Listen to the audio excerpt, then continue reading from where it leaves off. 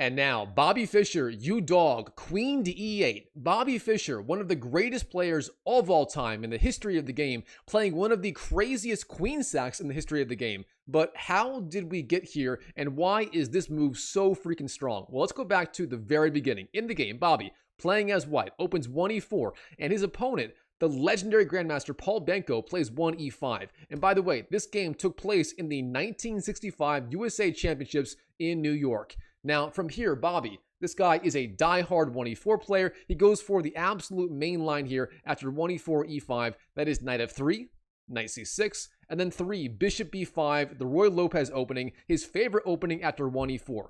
Now, here Black has a lot of different ways to proceed. For example, a6 is good, knight f6, the Berlin defense is quite good, but in the game, Black goes a6, the Morpheus defense, driving back that bishop. And from here, both sides head straight for the main line of the closed Ruy Lopez. That goes bishop a4, knight f6, castles, bishop e7, rook e1, b5, bishop b3, d6, c3, castles, and h3.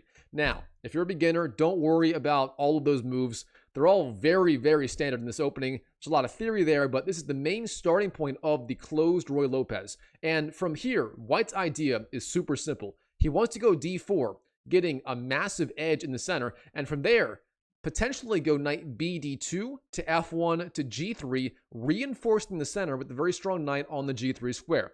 Now, what is Black going to do in response? Well, Black here, it turns out, has like 5 or 6 or 7 or 8 different good moves. The main lines include knight to a5, knight b8, bishop b7, knight d7, rook to e8, h6, and many others. Black has so many ideas here, but in this game, Pal Benko plays one of the main lines here, and a line that Magnus Carlsen himself is a huge fan of, and that is the move knight to b8, the Breyer defense. Now, the idea behind this move is very simple. This knight on c6, it's a little bit misplaced. It blocks the c-pawn. Ideally, Black would like to go c5, clamping down on d4 like this, but of course, pawns cannot skip in front of pieces. Therefore, Black is going to go knight b8, retreating, setting up the idea of c5, and also preparing to regroup his pieces with bishop b7, knight b d7, rook e8, and bishop f8. And that would be essentially the ideal formation of all of his pieces.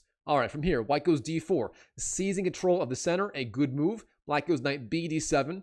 And from here, the main line for White involves going knight b d2, then knight f1, and then knight g3. It's kind of a standard idea in the Ruy Lopez opening for White. And Black, again, would likely continue bishop b7, rook e8, bishop f8, and so on. But instead, in this game, Bobby, he plays a move that, I'm going to be honest, I have never, ever seen before in this position prior to this game. This move is an absolute shocker. It's kind of insane.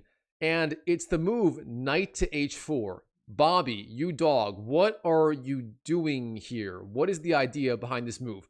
Well, it's simple. The knight, it's headed for the f5 square. And beyond that, with this knight on h4, the queen can go to f3, or the pawn on f2 can go to f4. So with this move, White is basically all in on the king side. He wants to attack the Black king all out. He's just going for it. So what does Black do in response? Well, in the game, Black goes knight b6.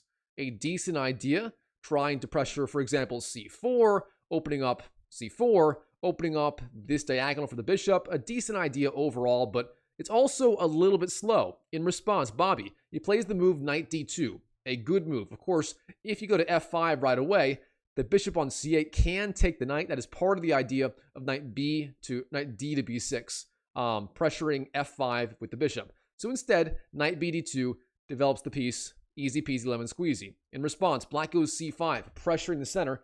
And here Bobby has a lot of options. For example, you can go d5, trying to achieve a closed center, which would be a good option. But instead, in the game, Bobby, he takes on c5 like this. D takes c5, then we have d takes, and then sure enough, knight to f5. The knight jumps in and pressures the bishop plus g7 plus h6. I mean, this knight on f5 is just a monster. And Garry Kasparov, one of the other greatest players of all time, once said that a knight on f5 is worth at least a pawn, and that is certainly true here. That knight is a bona fide monster. Now, that knight is so strong here that Pal Benko decides it is time to get rid of it once and for all, and he captures on f5. We have bishop takes f5, and this move looks logical, makes a lot of sense. You simply eliminate that knight and you damage white's pawn structure on the king side. But overall, this move may have been a little bit premature, as here, after e takes f5, white has these 4 pawns on the king side, and these pawns are going to be incredibly strong.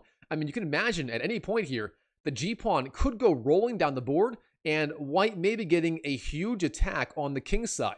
All right, in response, Pal Benko, queen to c7 is the move, a logical move. Setting up potentially rook a d8 or rook f d8, pressuring on the d file and pinning the knight on d2 to the queen on the d1 square.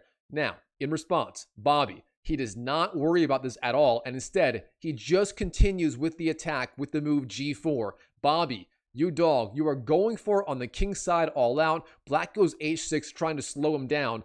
But Bobby says, you know what? We are all in on the king side. h4, here we go, threatening g5. Bobby is all in on the attack. Now, what does Pal Benko do in response?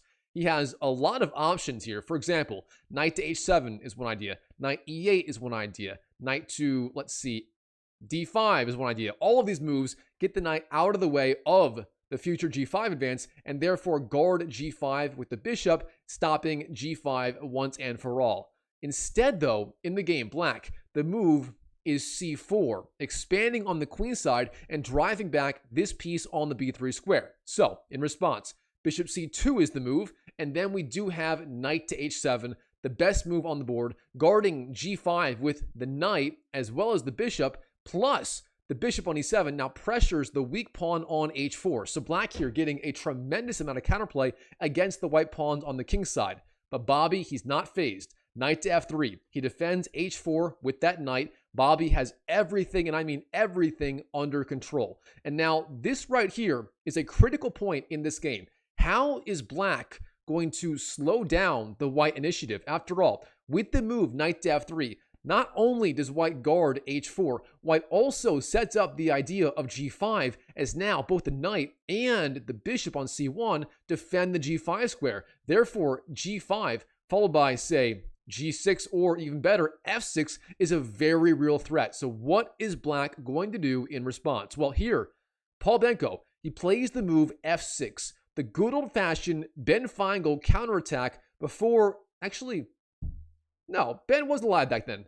The good old-fashioned Ben Feingold counterattack, because Ben was alive, I think, in 1965. Someone comment down below. Was Ben Feingold alive in 65? I think he was. But anyway, black here, playing the move f6, the Ben Feingold counterattack to block the f-pawn from white, and also to clamp down on the g5 square. But the problem with this move, it weakens the king side immensely. I mean, look at this. The pawn on f6, it gives up control of e6 and g6. Both of these squares are no longer guarded by the pawn, and therefore black on the king side, he's going to be so incredibly weak. All right, Bobby, the move now, and this is a really, really good move, is knight to d2. The knight, it did its job on f3. It forced out the weakening move f6, and obviously now g5 is never going to happen. And beyond that, with the pawn on f6, the bishop on e7 does not attack the pawn on h4. So Bobby, he sees all of this, and he says, you know what? The knight,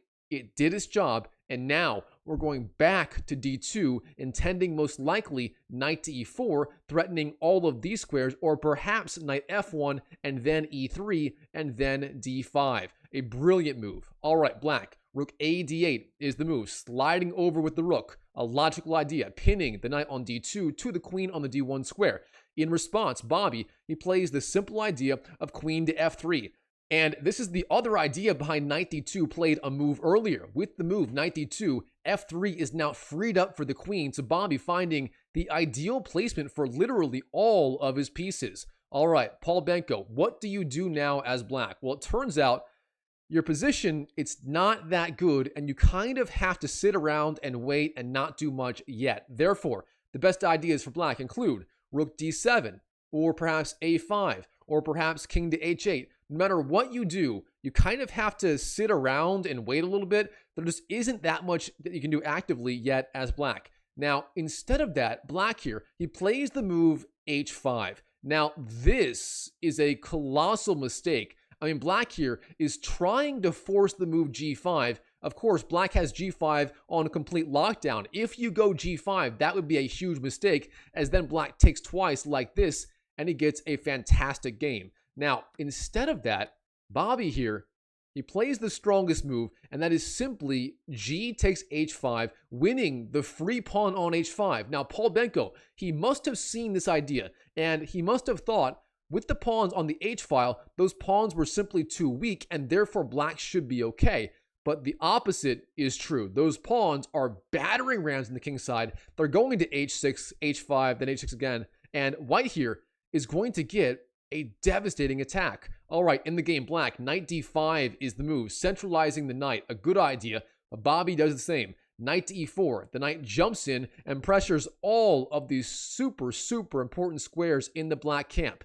Now, black, knight to f4 is the move, a good move, jumping in with the knight. But Bobby, he is ready. He simply takes on the f4 square. Bishop takes f4 is the move. We have e takes, and then king to h1. The king slides over and opens up the idea of rook to g1, and Bobby here is going to potentially double up major pieces on the g file and attack the black king on g7. In response, Pal Benko, king to h8 is the response. A good idea, but rook g1 comes anyway. Now, rook to f7 defends the weak g7 pawn, but again, Bobby, he is not slowing down. Rook to g6. He flies up with the rook, setting up the idea of rook a to g1, again, doubling up major pieces on the g file, and also preparing the idea of h6, at which point the pawn would be supported by the rook. I mean, Bobby here playing simply amazing so far. All right, now, black, bishop d6 is the move, supporting f4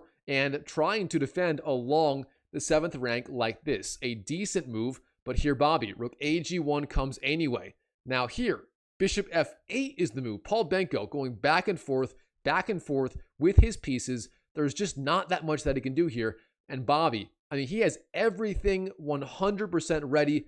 He's locked and loaded. So how does he increase the pressure here? Well, he plays the most obvious move here. Everything like the bishop, the knight, the queen, the rooks, they're all on these perfect squares. And all you have to do, it's like, you know, the snowball on top of the hill. You just got to give it one little push and it starts rolling down the hill. And here, that one little push is the move h6. Bobby pushing down the born-again alpha 0 h-pawn onto the h6 square, spearheading the attack. And now, what the heck can black do? Well, first of all, the one thing you don't do, you do not take the pawn. If you take the pawn, it's checkmate in one move. Rook to g8 is literally checkmate, as the king has nowhere to go. So, you don't do that. Instead, queen to e5 was played in the game. Here, Pal Benko doing his very best to defend, but is it too little too late? Bobby, queen to g4 is the move, setting up the Alekhine's gun with the rook, the queen, and the rook, named after Alexander Alekhine,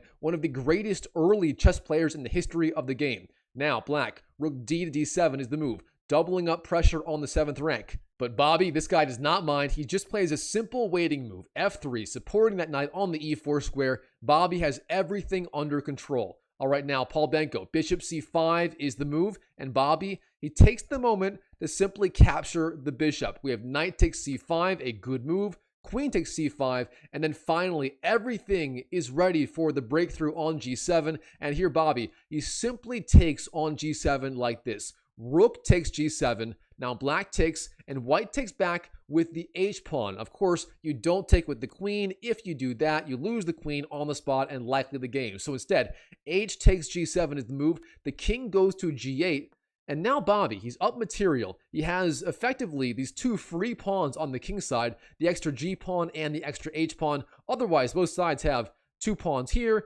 3 pawns here. So really, the g-pawn and the h-pawn are the deciding factors so far in this game. So how does Bobby further increase the pressure? Well, he plays the precise move queen to g6, threatening queen to e8, hitting the king on g8 with check. In response, black goes rook d8, defending on the back rank. But here Bobby, he's not done. Bishop to e4 is the move, a good move, threatening potentially bishop d5 in certain lines. Now here, black plays a massive mistake, the biggest mistake of the game, and Thankfully, he does play it because it sets up one of the greatest queen sacks in the history of the game. Here, the best move for black is simply a5, intending b4, trying to get some form of counterplay on the queen side. But instead, here, Pal Benko, he plays the move queen to c8, sliding back with the queen. And in this position, Bobby Fischer, he digs deep and he finds one of the greatest queen sacks in the history of the game,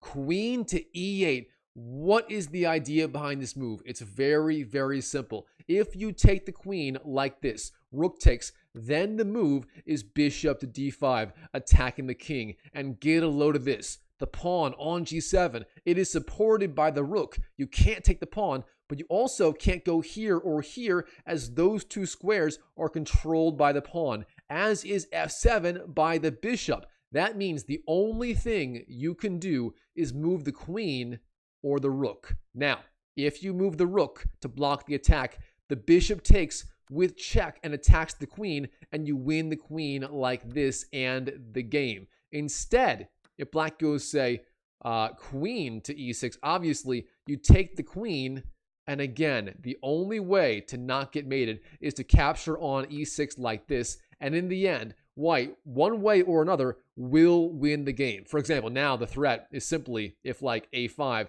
the threat is e7, and if king to f7, you go back here, like actually, this is probably better. You go e8, promoting to a queen, the king takes, and then queen g8 like this. You win the knight and the game. And for that reason, way back here in this position, after the insane move, queen to e8, Pal Benko, he simply resigns on the spot to the GOAT, Bobby Fischer. Wow, what a game between the GOAT, Bobby Fischer, and Pal Benko from the 1965 USA Championships, featuring one of the greatest queen sacks in the history of the game.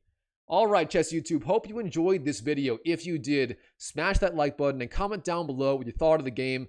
I appreciate any comments you guys have. Do you like Bobby Fischer? Do you want to see more videos like this? Just let me know. I am more than happy to do more videos just like this one. So comment down below what you guys want. And as always, I wish you the best of luck in your chess improvement journey in 2025 and beyond. And I'll see you in the next video.